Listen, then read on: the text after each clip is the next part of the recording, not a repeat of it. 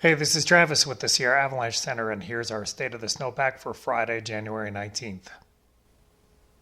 January's been an active avalanche month. We started off the new year with a cold, dry spell where some weak layers developed near the surface.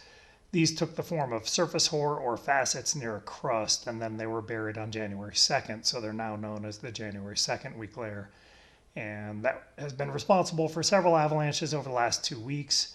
We did have another storm by 2024 standards on January 13th, and then a rain event on the night of the 16th and into the 17th.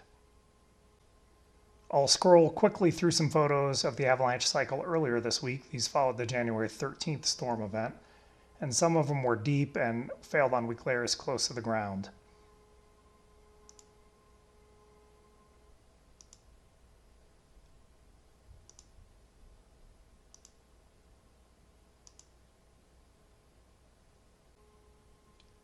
Looking at the observations map, you'll see there's a good mix of those that include avalanches.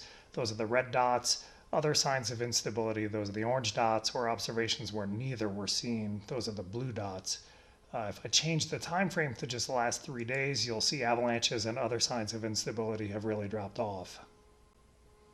Here's a photo of a recent snow profile where if you look really closely, you may be able to see a subtle stripe right there. That's the January 2nd weak layer. That's above the more obvious December 19th weak layer. And in this location, there's almost 6 feet of snow, so those 2 weak layers are buried fairly deep. And this is strong snow that's settled now, so we may be entering a phase where avalanches are unlikely yet high consequence.